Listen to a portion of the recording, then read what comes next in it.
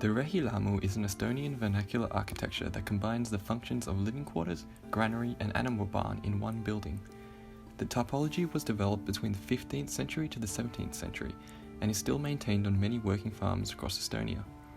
It has since been demoted from being the principal building on farmland as more contemporary building technologies have replaced them, as primary dwellings and animal-human quarters have been separated.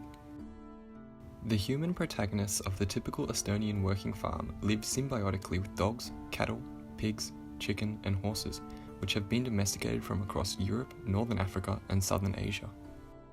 Private farming and locally grown produce are core aspects of the Estonian lifestyle, consuming 1.3 million hectares of land and accounting for 12% of the labour force and 15% of the country's GDP. Small-scale farming remains vital to Estonians, with 20% of food being produced at home or traded amongst family and friends. The Rehielamu is often complemented on any given site by ancillary structures, which may include various combinations of storehouses, hay sheds, saunas, smithies, cellars, and separate cattle sheds or stables. During summer, a separate external kitchen is used for cooking so that the main dwelling can be kept cool. A vine cave is also a common facility on Estonian farms, a counterbalanced well mechanism derived from the Mesopotamian shaduf. The most important room in the farmhouse is the central hall, dominated by a large limestone or granite oven and smoker, notably lacking a chimney. This is a direct adaptation to the necessity of drying rye quickly for storage in the humid climate of the northern Baltic. The room is exclusively used for smoke drying during the summer, and the front door acts as the exhaust. Once the rye is dried, it is threshed on the barn floor, and the grain is collected for further processing into traditional foods such as black bread and koduolu, a home-brewed beer. The dried hay is stored within the roof space atop purlins and log crossbeams over the barn area. The Estonian farmhouse reflects the material availability of its locality and is typically constructed with log walls, a thatched roof, and earthen floors in the south, or limestone slabs in the karst landscapes of the country's north.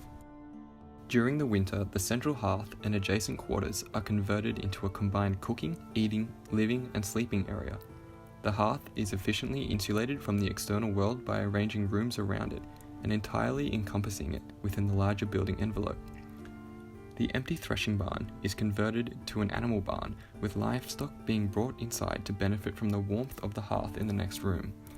This also facilitates a symbiotic heat conservation and transfer system between the multiple species involved.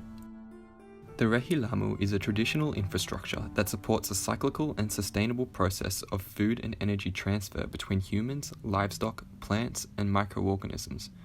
Such life support systems are being increasingly suppressed by modern agricultural practices and economic models, which results in subtle yet catastrophic impacts on the environment.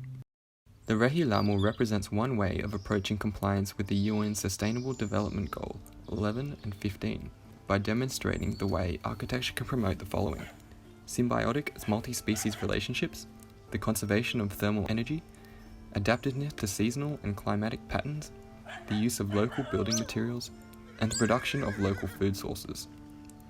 Reflecting on the success of vernacular architecture and applying their principles to contemporary design is essential for multi-species cohabitation of the Earth.